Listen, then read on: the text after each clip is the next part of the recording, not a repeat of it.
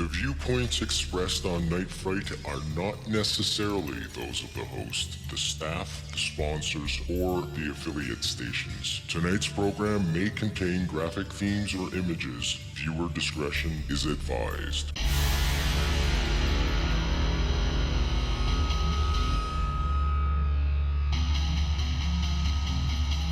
There is a time for question. There is a time for answers.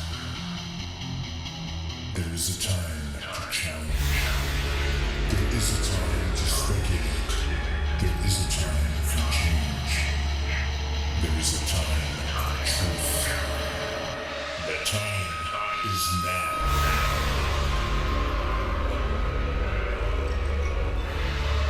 Welcome to Night Fright, your voice in the dark for horror and conspiracy.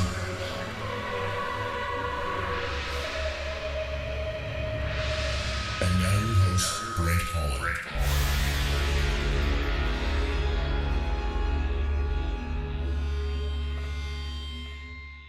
Showtime! Welcome to the show. I'm Brent Holland, and welcome all to Night Fright. Don't go anywhere tonight, folks. We've got a great show on JFK coming up. As I look outside the studio window tonight, there's a snowstorm raging right here in Kingston. So it's a good night to hunker down, get the coffee going, get the tea going, or get a beverage of your choice going. Hot chocolate's a good choice tonight also, folks. Stick your feet up on that comfy couch. We're going to get into all the nuts and bolts of the JFK assassination. With me tonight, joining me all the way from Los Angeles, is Pat Speer. Pat Speer is a renowned researcher in the JFK assassination. Just let me read a little bit about his background. Pat went to California State University and then into the entertainment industry. He is a leading researcher and speaker for numerous JFK assassination conferences, including the one coming up in Dallas this year in just a few days. Pat has done extensive work on the autopsy of JFK's head, and he's done extensive work on something called the brown bag, which we're going to get into as well. So, all the way from Los Angeles, thank you, Pat, for joining us. Thank you, Brent, for having me. This is terrific.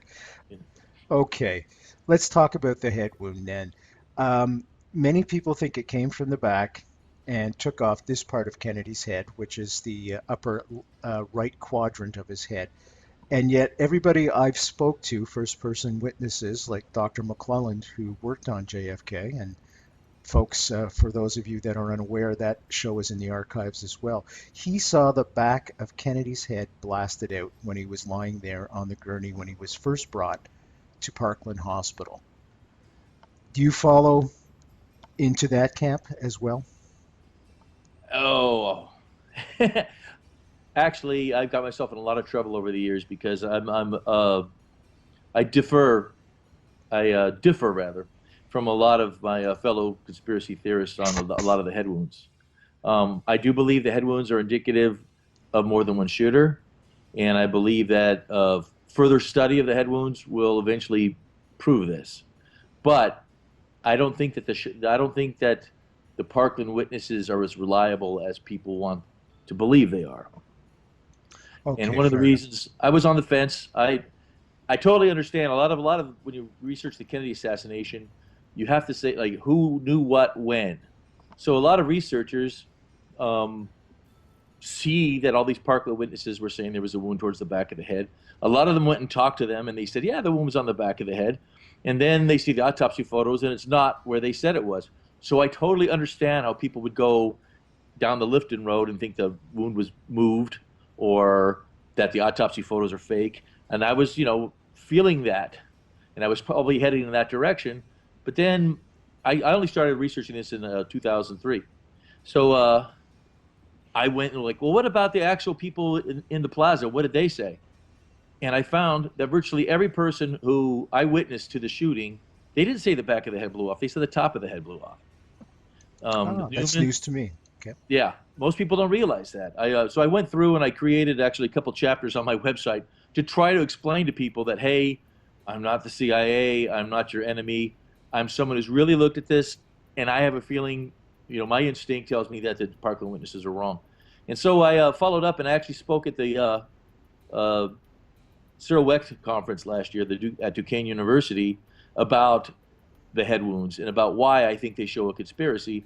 And basically what it comes down to is the large head wound from the top of the head that we see explode in frame 313 is everything about it is indicative of what is called a tangential wound, a wound of both entrance and exit.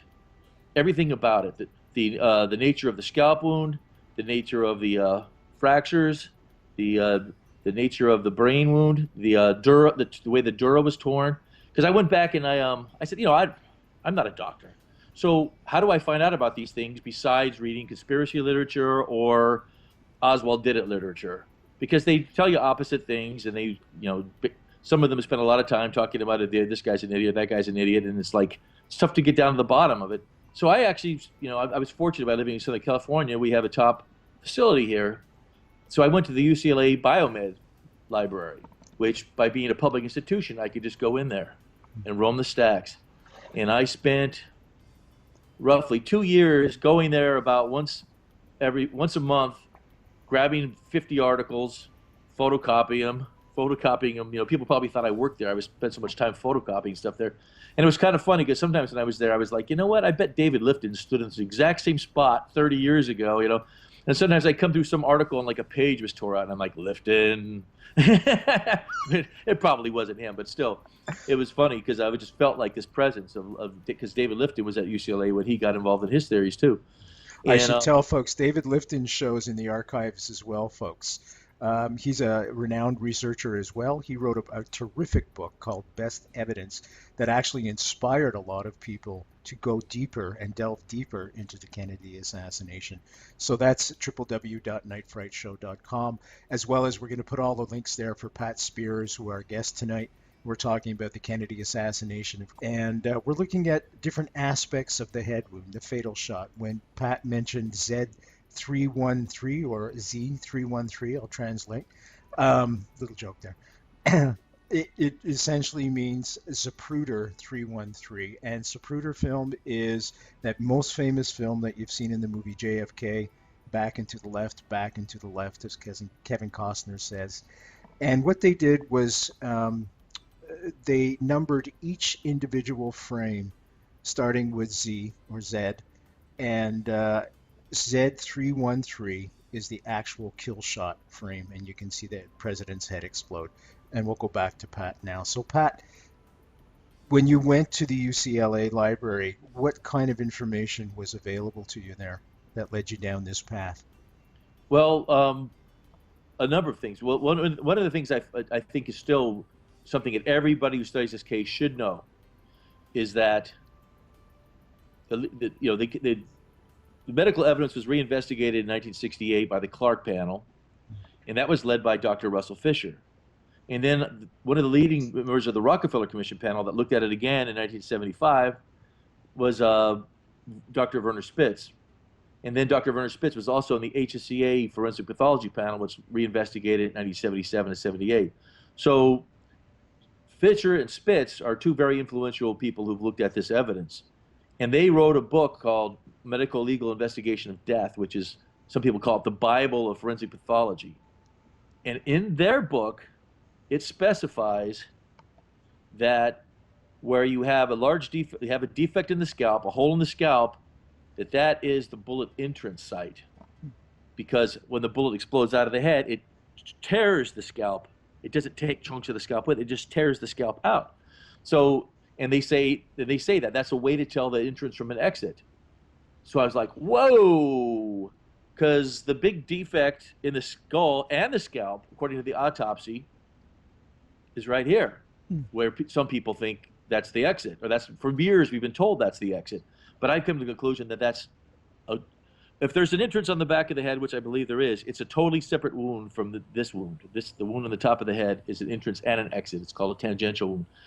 And anyhow, so I was like, that's really important. So how did the HSCA get around that? So in the HSCA's records, they say, although the autopsy report says that there's missing scalp, we think they were probably mistaken about that.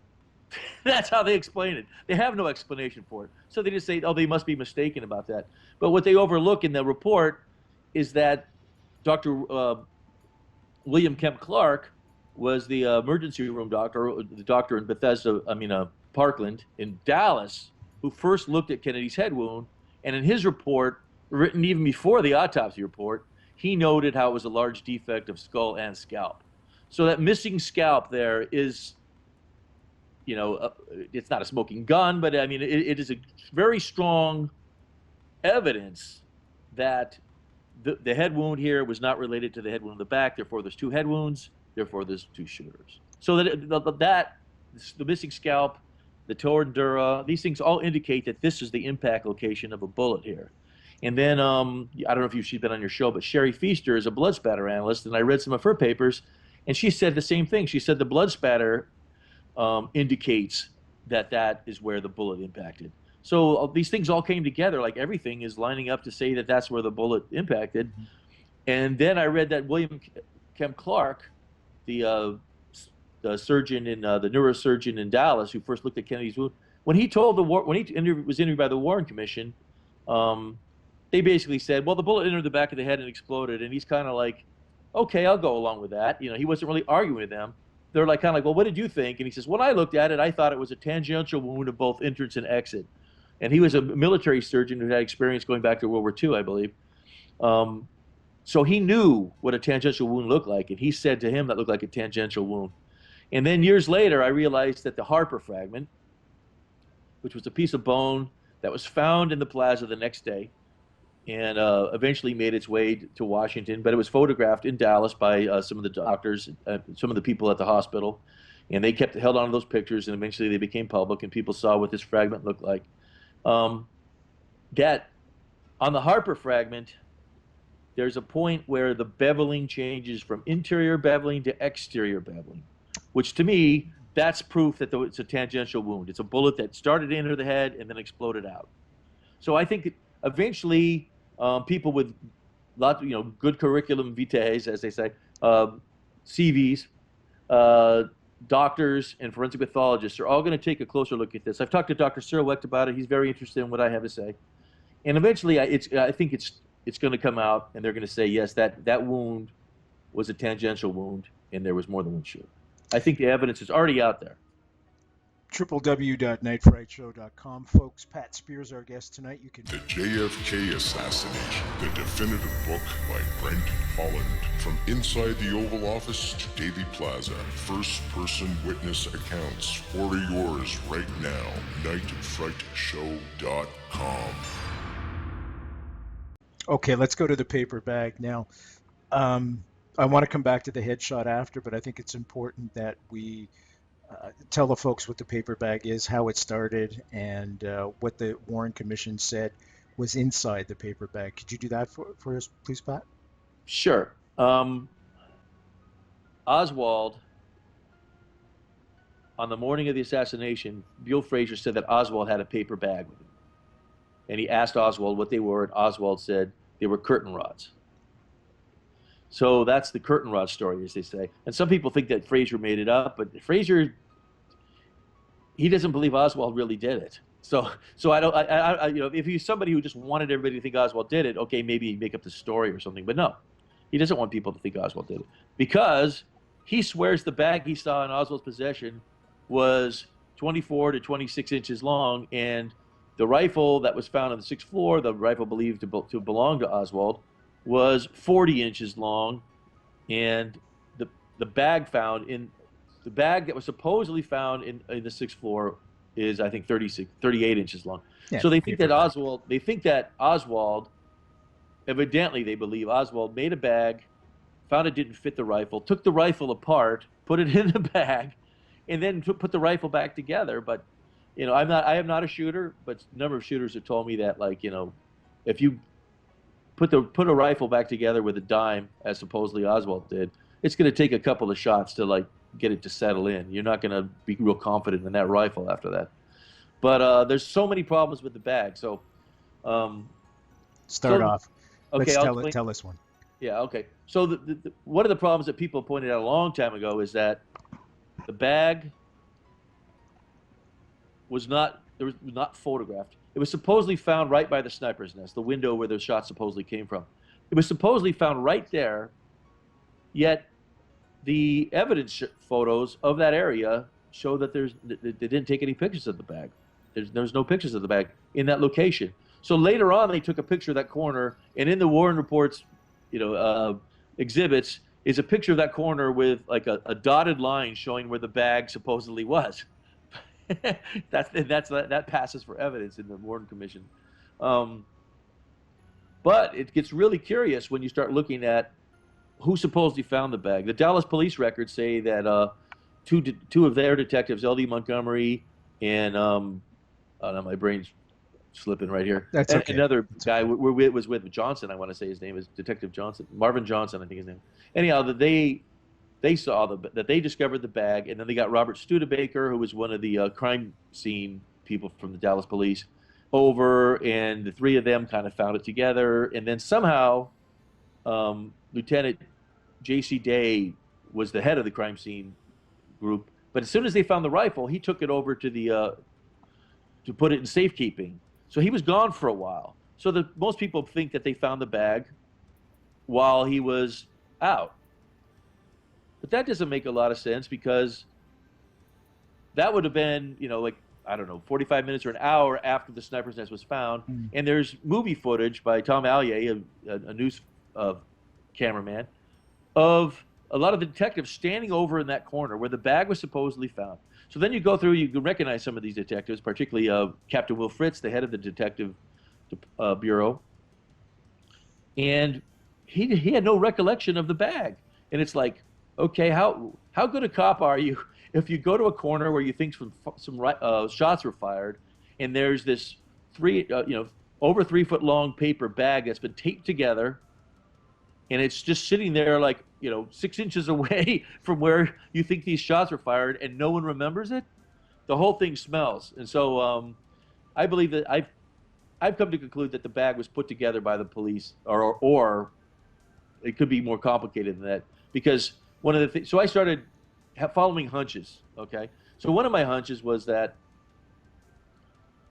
there's newspapermen took some photos of Montgomery and Johnson leaving the school book depository with the bag, and that bag in that photo looks way bigger than the bags in the FBI and the photos of the National Archives.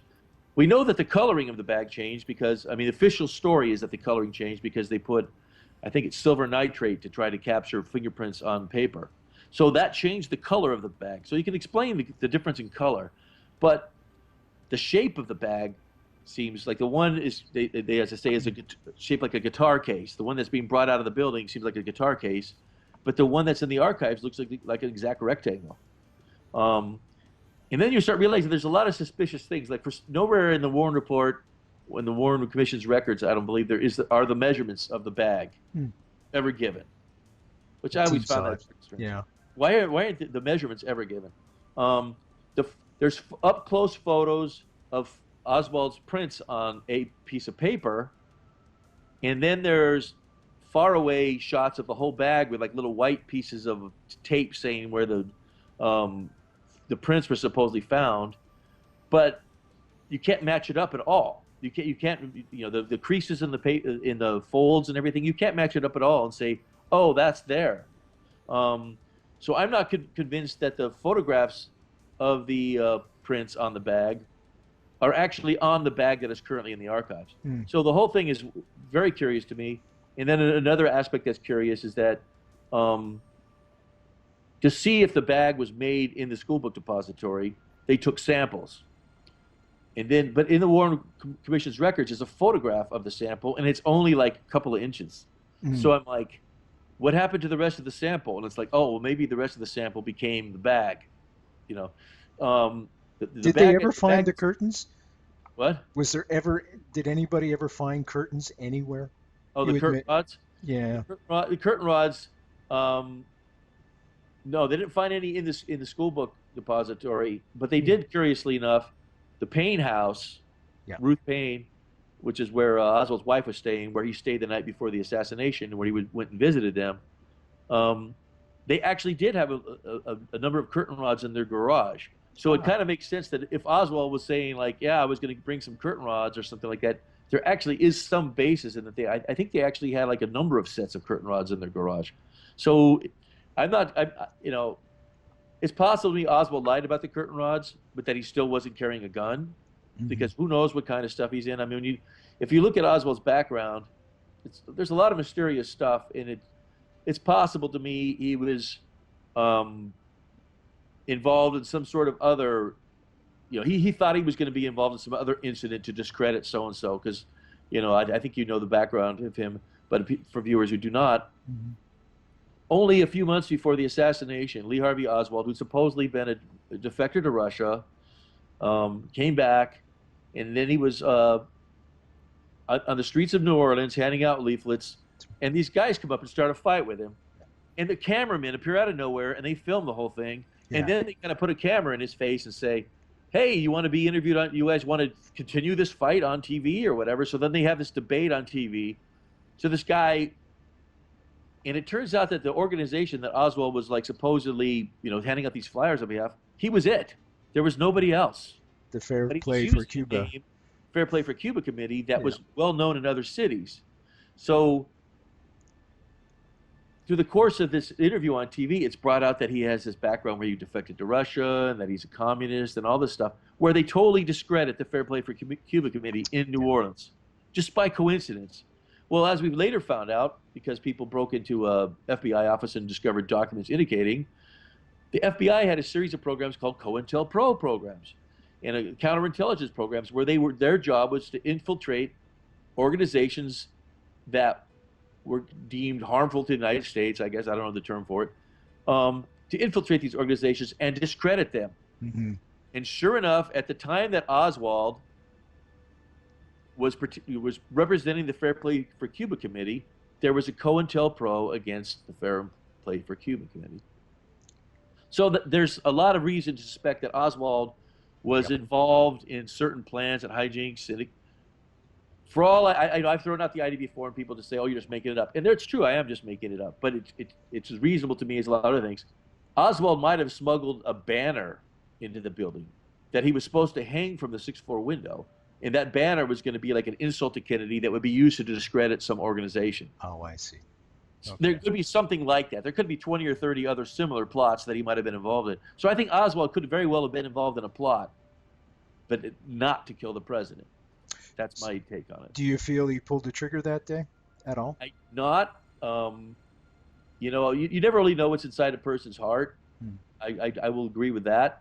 But some people think like Oswald was a squirrely guy and he was capable of doing anything. Like every now and then you realize that people are regurgitating nonsense when they start to use words like scintilla. It's like there's not a scintilla of evidence. Well, I think Hoover said it first, but then you hear Gerald Posner say it, Vincent Bugliosi say it. They just love that scintilla bit. They just say it over and over again. And whenever you hear someone say there's not a scintilla of evidence, you know that there is a scintilla of evidence, by the way.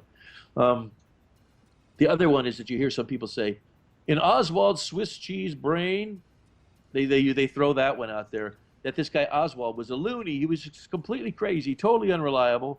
And I don't think that's an accurate representation of the man when you look at, some of the people that were his friends. George de Mohrenschildt was a very sophisticated, intelligent man, and he really liked Oswald and thought Oswald was a pretty sharp guy.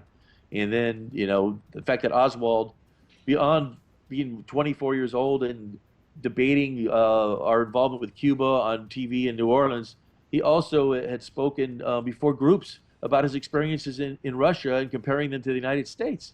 And they all thought he was a college-educated, very articulate, intelligent man. So to present him as being this Swiss cheese guy that you don't know what's going on with him, I think is just inaccurate. The JFK Assassination, the definitive book by Brent, Holland. From inside the Oval Office to Dealey Plaza, first-person witness accounts. Order yours right now. nightfrightshow.com. Okay, I think Bill's got a question for you, Pat. Just a little input.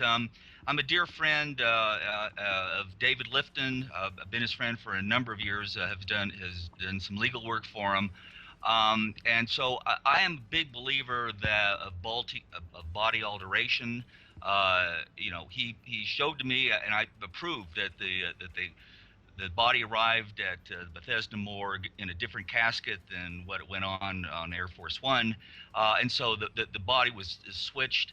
And so I'm just letting you know what my belief system is, that I fully believe that the wounds were altered. But what I wanted to get back to was your information with regards to the bag that they say that the gun that Lee Harvey Oswald snuck into the depository. You know, they interviewed at great length the person that was in charge of the wrapping department that wrapped all the materials, all the books and everything. Troy And West. and they could not get him, no matter how hard they tried, they could not get him to change his story. That there was no way that the materials that this bag supposedly was made of did not come from his desk. And apparently he was a very meticulous individual, was at that station at all times. And as hard as they tried, he wasn't going to budge to say that Lee Harvey Oswald had anything to do with any wrapping package material, and that did not come from his station. And that is a great thing a lot of people don't know about, that shows that this thing was just fabricated. When they took all the pictures of the sniper's nest, there's no bag there. They had penciled it in, drew it in, whatever they did. And so I was glad to hear you talk about that, because it's a small, minute thing, but it's a very big thing with regards to this assassination and the lengths that people went to cover up stuff and just to outright lie. Right. The paper bag to me is the Dallas police might have been trying to frame a man they believe was guilty, but the fact is that they were still trying to frame him. You know, they were trying to. I believe that they and maybe the FBI were working together to try to fabricate some of this evidence against Oswald under the belief he was guilty. You know, my understanding is that it was very common back in that period, and maybe who knows today, for a certain amount of evidence to be massaged to make someone look more guilty, so that they could get him to get a confession out of him. See, so. Well, yeah, I did my number of criminal law cases as a defense attorney, so you're not giving me any information I don't know about, and I've had to deal with. Totally out of my behind. The second thing that you had talked about were the curtain rods, and whatever the package was that Oswald had that he carried with him that morning, that sat in the back seat of. Last name was Mr. Buell. Did I get the name right? Buell Frazier. Yeah, Buell Frazier. Okay. He was specific when the FBI came and interviewed him, and he took him to his car and he said, "This is the size of the package. It sat right here on the back seat." And I don't know whether you've taken apart the Manuel Carcana rifle. Have you ever seen that? It was a big rifle, and I had the opportunity to meet with Attorney Ball in Long Beach in his office. Oh, and, Joe Ball. Yeah, Joe Ball. And I had the opportunity to meet with him, and I asked him, what was the one thing that you had a problem with regards to the Kennedy assassination? And he said, I couldn't figure out how he could sneak that entire rifle into the building. And then I found out that you could take it apart and make it and have it and put it into a big brown paper bag. And I said, okay. I said, but you know what, Mr. Ball? I said, no one ever talks about the telescopic sight on that. And you're moving something around, this and that, and it's loose. And there were reports that came out that the sight was loose. I said, did you ever think about, well, was there something wrong with the telescopic sight and it would have been loose and this and that? And he looked at me like a deer caught in headlights, and he didn't know what to say, and he just said no. So and that was that was that. So anyway, but I'm happy that you brought up this brown bag, because a lot of people don't know about it, they don't think about it, but truly it shows to me that certainly this was fabricated. He didn't carry a gun into the book depository. And it's just something that, unfortunately, it's not going to be talked about in history books, and the media is not going to talk about it, but it's fact. Yeah, I actually have a lot of some of the stuff I've looked at recently that I can add into that. One is that now I'm spacing out a little bit. The Joe Ball. I'll just go back and track. You mentioned Joe Ball. Joe Ball tried to get Frazier to admit that the bag was bigger than it was. Oh, absolutely, he did. Oh, yeah. His testimony, and Frazier stood his ground. Okay. Stood his ground. Frazier stood his ground, but it's a lot worse than people think, because a lot of the books will say, "Oh well, Frazier admitted that the bag could have been 26 inches long, and but the bag was really 38 inches long." So that's pretty close. That's the way the Warren Report and a lot of people will try to argue it. But no, Frazier also specified that the bag was about 6 inches wide, and then the actual bag in the archives was well over like roughly nine inches wide. So. Oh, yeah. When you multiply it all out, the bag that supposedly held the rifle, okay, was twice as large as the bag that Frazier remembered seeing. And they only asked about him on the night of the assassination, and he passed a lie detector on it. Okay, so he wasn't lying. Maybe he was wrong, but he was definitely telling you the truth as he knew it. And they asked him about it on the night of the assassination. Okay, and he never changed from it. And I saw him just recently in Bethesda, and he still stands by that. But I also pointed out something to Frazier that I guess no one else had ever pointed out to him. That when the FBI, when they analyzed the paper that made that bag, they realized it was made in the school book depository on the roll of paper that was currently being used. And also, I think it was the roll of tape that was currently being used. So if you figure that out, it had to have been made the day before the assassination. Because Oswald hadn't been out to Irving, where he supposedly had the bag, and supposedly put the rifle in the bag for over a week, or roughly a week. So for him to put that rifle in that bag, he would have had to have brought that bag out the night before the assassination, when he was in the car with Buell Frazier. Frazier drove him out on the Thursday night and drove him back on the Friday morning. So on the Thursday night, he would have had to have brought the bag with him. And as you said, Troy West, who was in charge of the paper materials, he said he never saw Oswald ever even like over there messing around and trying to learn how to use the tape machine or whatever. But anyhow, so Oswald would have had to have somehow made this bag, which would have taken him some time and no one noticed, or smuggled, made it there at the school book depository and folded it up in his clothing somehow, because Frazier said no, that he didn't see Oswald with a bag. Well, I pointed this out to Frazier and I said, is there any way he could have folded up a 40-inch long bag, 40 by 9 inches, doubled over, folded it up.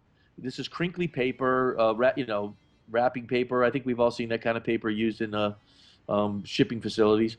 And folded it up and somehow stuck it in his shirt. Because it wasn't like Oswald was freezing and he was wearing, giant, big, fat jacket or something like that. He just had a shirt and maybe a windbreaker.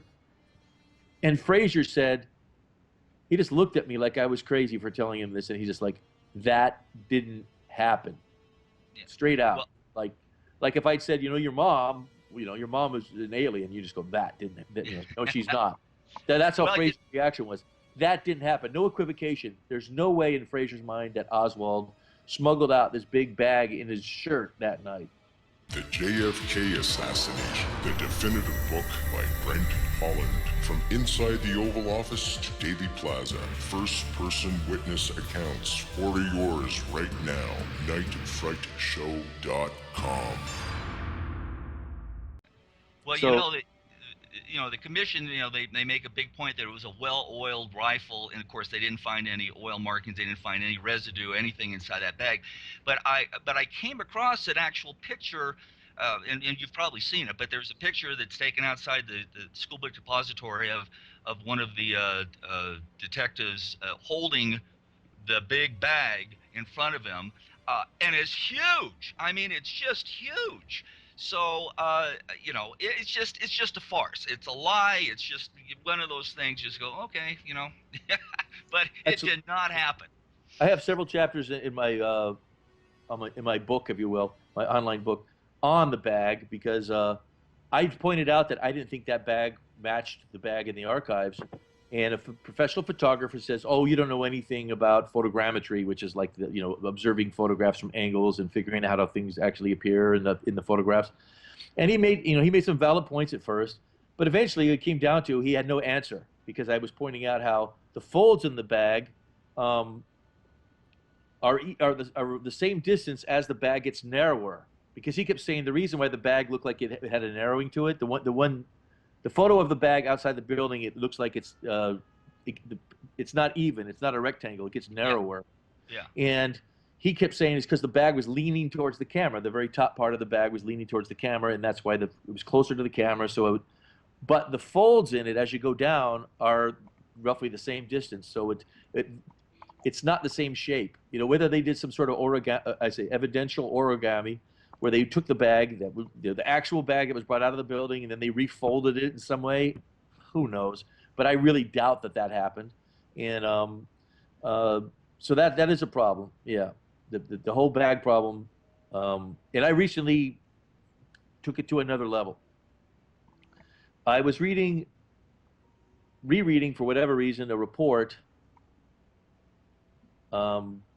by detectives Rose, Adamczyk, and Stovall, and it's in the Dallas Police records, and it's in the Warren Commission records as well. And in the report, as I remember anyhow, they said that they were told to go out and talk to Maureen Oswald out at the house in Irving.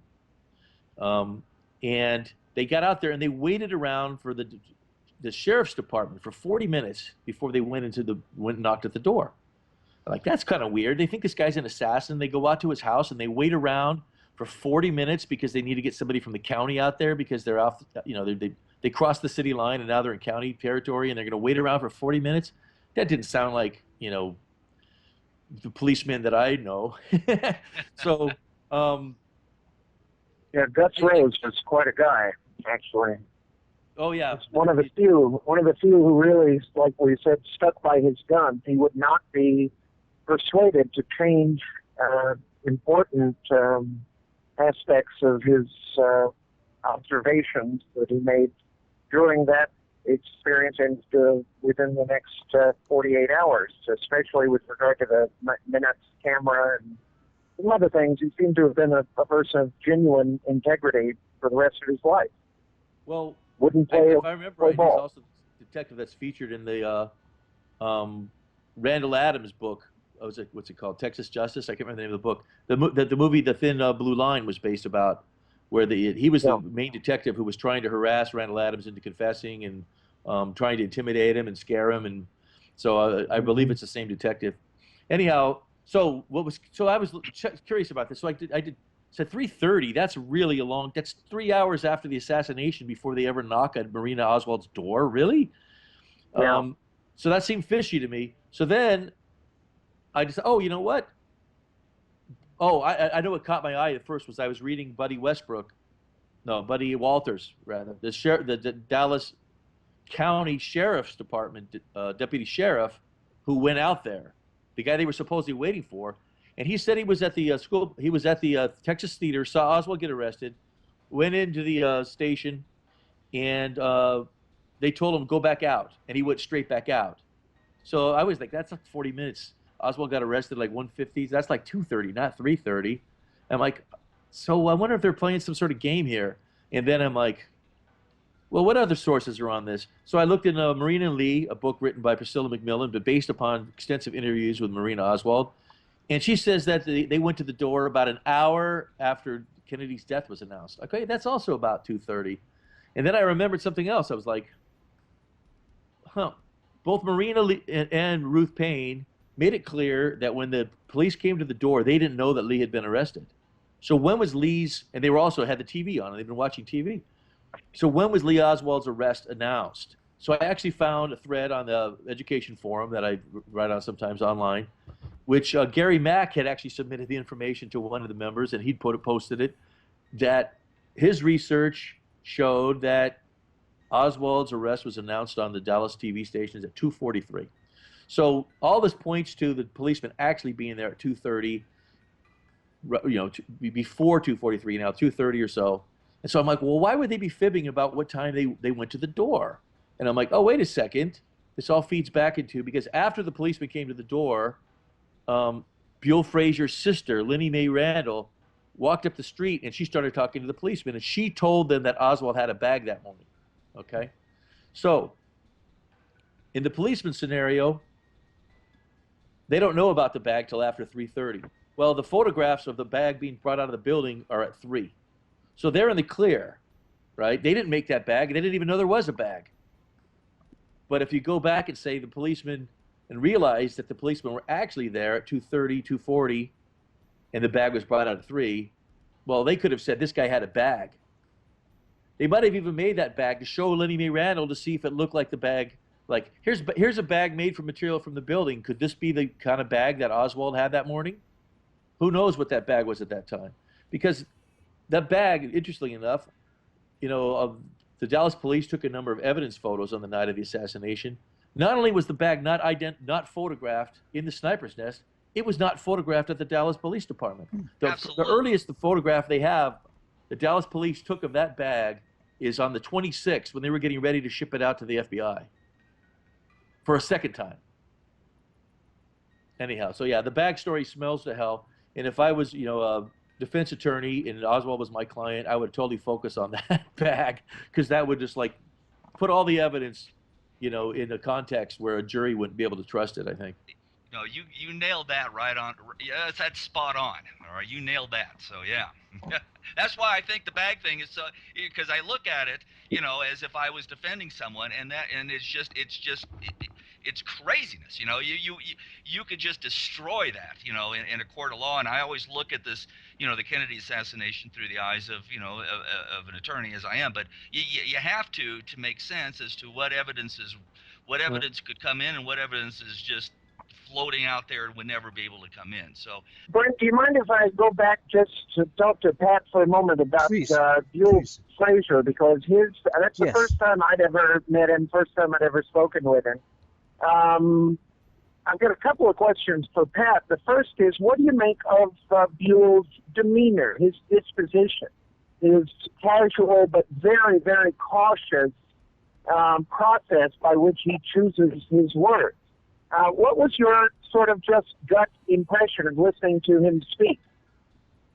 Oh, I think Buell's very credible.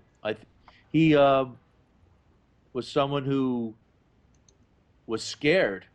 He was arrested on the day of the assassination as being a possible conspirator with Oswald, and he was just a young kid, and he was, as he always says, he was country. I think he uses the word country, which is a way he wasn't sophisticated. He wasn't used to dealing with big city policemen and stuff, and he was scared to death.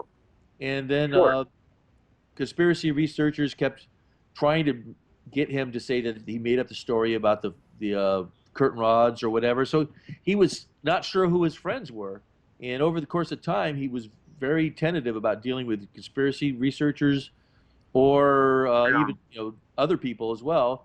And somewhere, strangely enough, Hugh Ainsworth, the Dallas reporter who some people consider the Antichrist. But Hugh Ainsworth, I think, became friends with him and encouraged him to get out of his shell a little bit.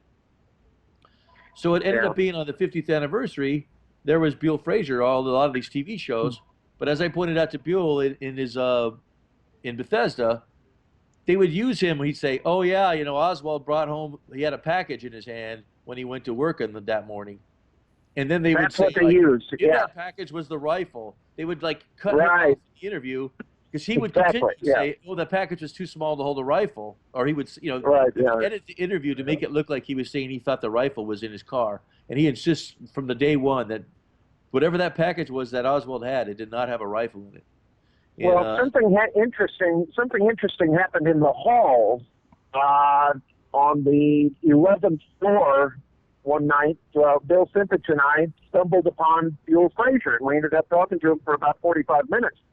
And Bill was very interested in the fact that Buell owned an Enfield 303 rifle, which Buell, if I remember this correctly, and it's possible I don't, but I believe Buell did not know something that Bill mentioned and talked about, he's 19 years old, he's not well educated at the time. He's not very worldly, but he owns this 303 Enfield rifle, which I believe he bought through the mail. I'm not certain of that, but I believe that's what Bill said.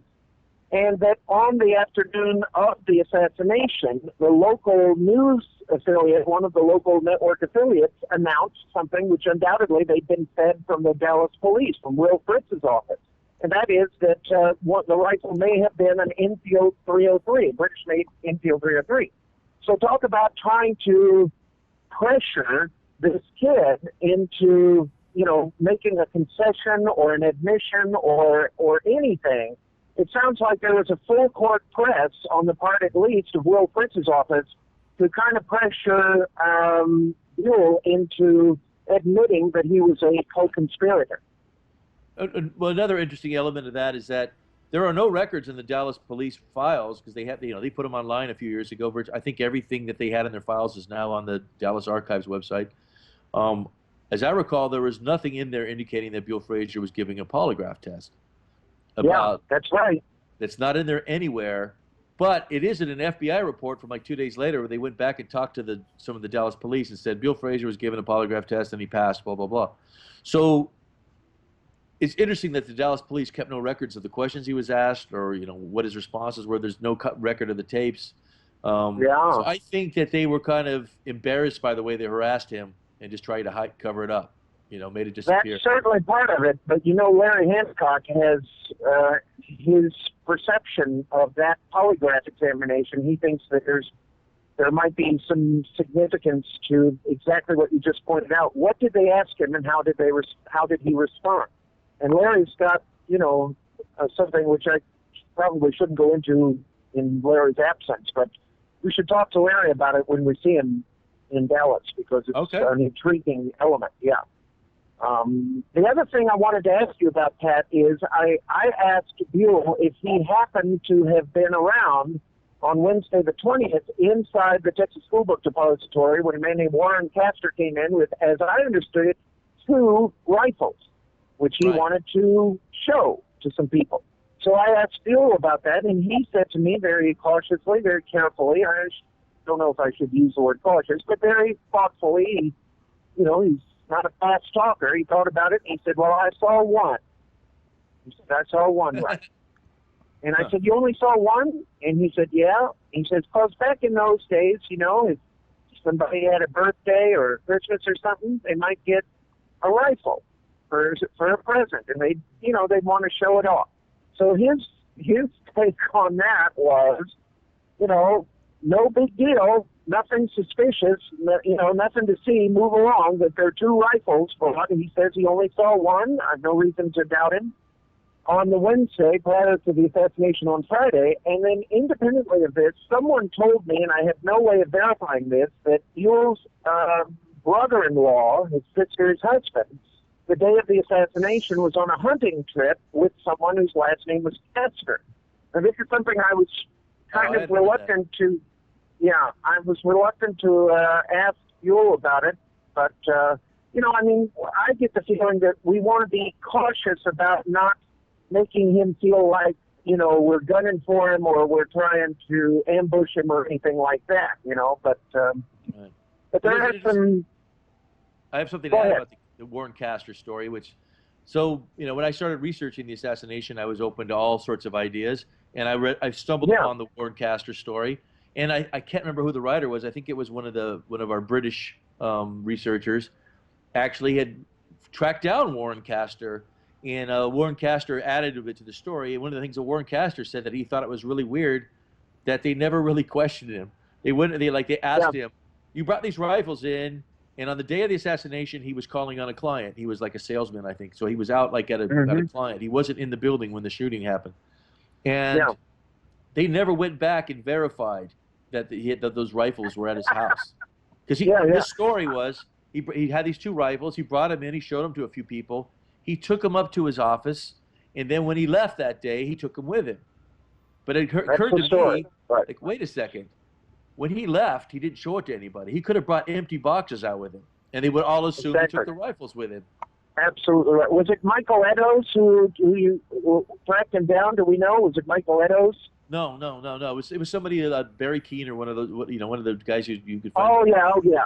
A British researcher. I can't remember which one, but I'll give Barry Keane credit. Hey Barry, but I don't know. But anyhow, they. That's wild. Yeah. Yeah, so it was interesting. That's like, so that's, if you want to say there was no way for the rifles to get smuggled in the building, well, Castor is proof that you could have, because you could bring a rifle up to your office and then leave with a empty rifle case. The JFK Assassination, the definitive book by Brent, Holland. From inside the Oval Office to Dealey Plaza, first-person witness accounts. Order yours right now. nightfrightshow.com. But tonight we are looking at various aspects of the assassination, things that kind of stick out as red flags that we have taken over the years as convention, and they are anything but. We're joined tonight by Bill. Can I give you your last name? Okay, sure. Bill Blackwell in Nevada, and Alan Dale, who's somewhere incognito traveling across the USA to Dallas, all the way from DC, and Pat Speer, who's in Los Angeles, that certainly doesn't have a Kingstonian weather front that has just moved in and is just clobbering everything with snow. And we're way too early for this, folks, in Kingston. This shouldn't be happening for another month. So it's just further evidence on, I guess, global warming. Anyways, that's for another show. Well, That there have been CIA ops against JFK conspiracy researchers in the past, but I think that was all under the Johnson administration. I think a lot of my research of the medical evidence points to a deliberate cover-up by the Johnson administration. Oh, for sure. For sure. Like, one of the things that people don't realize, I just stumbled upon it in Harold Weisberg's book, that like 2 days before the end of the Johnson administration, right? Frank Wozencroft, who's at the Office of Legal Counsel, which is the president's personal attorney staff, he reads a letter to the National Archives saying, now that the Clark panel has put out their report, some people in the media might be wanting to look at other documents about the Kennedy assassination. Well, I want you to know that we don't think you should show them the other inventories involved with the autopsy photos. Okay, so the autopsy in '66 and '67, the autopsy doctors were re-shown the autopsy photos, and they wrote and they changed the wording from like being a wound on the back to being a wound at the base, whatever. They changed the wording around, and they actually changed the famous mystery photo, which is an autopsy photo, which originally showed an entrance wound on the back of the head, and then the next thing you know, it's showing an exit wound because it on got the top, flipped around on the top of the head. So it's like there's the Johnson administration, 2 days before they're leaving office, that's what they're thinking about, and they're actually telling the National Archives, don't let the conspiracy researchers read this stuff. And so then you find in the Weisberg archives, which are mostly online now, or maybe all online, you find letters where he kept trying to get the archives to give him these documents. And then about 1975, they're still saying privacy. They're saying, okay, Dr. Humes testified before the Warren Commission. In his testimony, he talks about pulling Kennedy's head apart, that he had to pull pieces of the skull out and stuff like that. It's pretty graphic, a lot of the testimony, and that's not redacted. But here, a description of autopsy photos which says wound on the back or wound at the top of the head, that was considered too private in the Johnson administration. But then the Justice Department, continuing after that, tried to fight the release of these basic documents. So there may never be a smoking gun showing who killed Kennedy. But I believe I've already, not just me, but Weisberg and other people are still building on it. Pat, we're going to have to start to wrap up now. There will be a smoking gun showing that there was a cover-up to deliberately hide that there was a conspiracy. Folks, we've been speaking with Pat Speer. Also joining us has been William Blackwell and Alan Dale. And I'm Brent Holland from Night Fright. Thank you all for joining us. See you next time.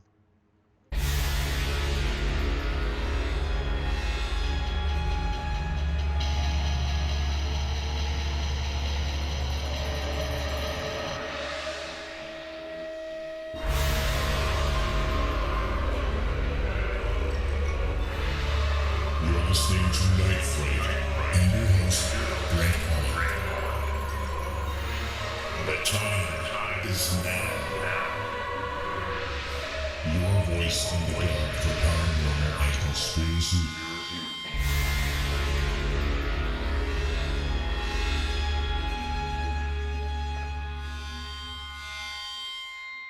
The JFK Assassination, the definitive book by Brent, Holland. From inside the Oval Office to Dealey Plaza, first-person witness accounts. Order yours right now. nightfrightshow.com.